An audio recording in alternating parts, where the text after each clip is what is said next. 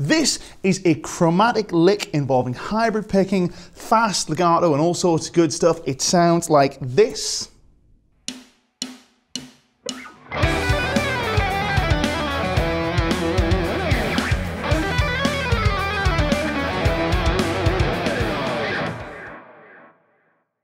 So this is very much a blink and you'll miss it kind of lick because it's really short, but there's a lot of notes and a lot of dense tonal information packed in there.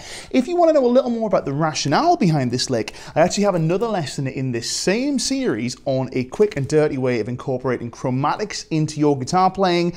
This uses a lot of the logic from that lesson, so I won't go too deep into it today. Suffice to say, this is a line that is essentially based around an E Dorian tonality. You would use it over an E minor type or an E minor 7 type chord. Let's get started with the lick. So we're going to begin around here with finger number 1 on fret number 7 on your G string. The whole thing is going to be roughly around this position 7. And we're going to begin with a plectrum stroke with finger number 1 on G7. We're going to hammer on to G number 9 like this.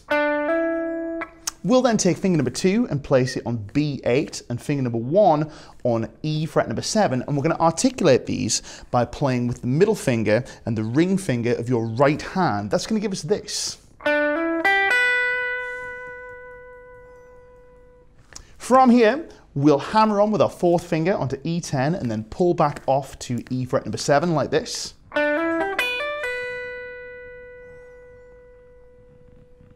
And this is going to set us up for some chromatic gap filling. So we've just pulled off to this finger number 1 note on fret number 7. We're then going to hammer all the way back up via fret number 8, 9, up to fret number 10, and then pull all the way back off to our finger number 1 again, like this.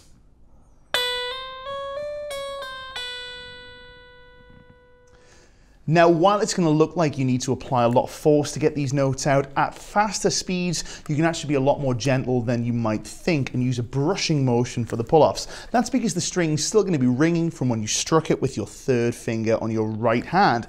Altogether, the lick so far, and the first portion of our lick, is going to sound like this.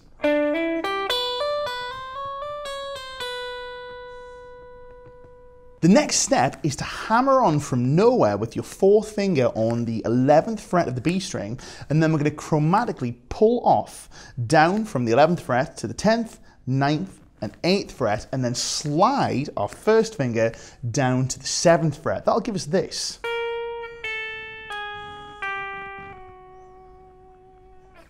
Now you're going to have some momentum carried over from your 4th finger rising from the pull-offs on the previous string, so while it's going to feel like you need to apply a lot of force to get this hammer on from nowhere, at slower speeds or when isolating this part of the lick, it should actually be performed with a fairly relaxed kind of hand and more of a striking kind of movement, carrying the momentum when you actually get to faster speeds. So far we have this.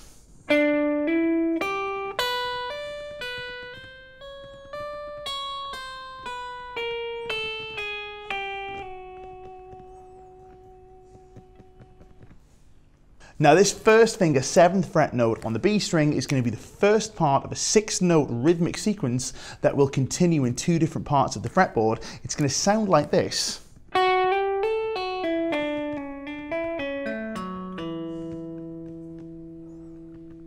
Which you might think of as 3 notes up, 3 notes down. Now the 3 notes up in this case are going to be finger number 1 on fret number 7, finger 2 on fret number 8, and finger 4 on fret number 10, all on your B string. We'll play those with hammer-ons. We're then going to pull off to get the first of our 3 notes down sequence, which will be fret number 7 on the B string, finger 3 on G9, and finger number 1 on fret number 7 again, but this time on the G string, like this. And that gives us this sequence. And once again, we're articulating that new string with a hammer on from nowhere. You could pick it if you wanted to, but I feel like the smoothest sound comes from hammering on from nowhere. So once again, we have this so far.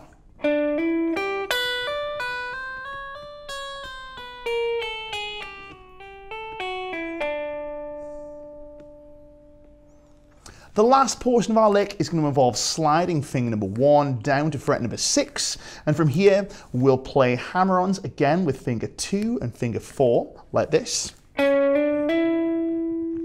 pulling off to finger 1 before hammering on from nowhere down onto D, fret number 7 with finger 2, and rather A, fret number 9 with finger 4, like this. And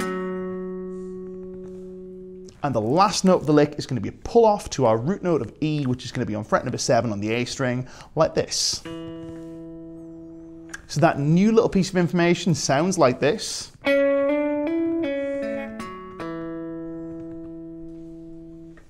And altogether, our lick is going to sound something like this.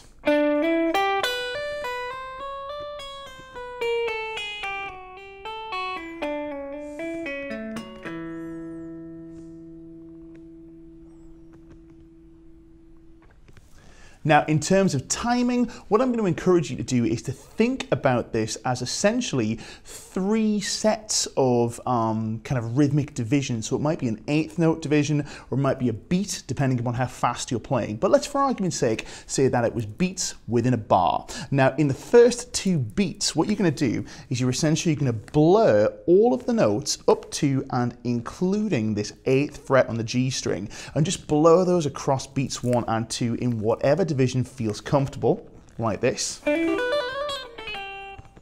what that's probably going to end up with is with the chromatic passages moving faster than the arpeggio. That's okay, because we're going to bring things back into time with the next portion. The next bit, beats 3 and 4, you're going to think of as starting very strongly with the first note of this 6-beat pattern, or rather this 6-note pattern. So you would think very strongly on this note, which would give us this. And then this is a little more difficult. You're going to think very strongly about landing on this slide note, which is going to give us the first note of beat 4, like this. It would give us this.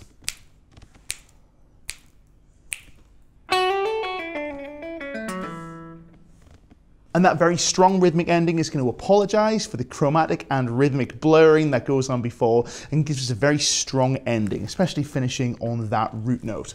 So there you go, guys. This has been a ludicrous chromatic lick with hybrid picking, legato, all sorts of good shiny stuff. Stick this one in your next guitar solo that uses an E Dorian tonality and shock and amaze your friends and fellow guitar players. My name is Nick Jennison. This has been a lesson brought to you by Elixir and Manson Guitars, and I will see you next time.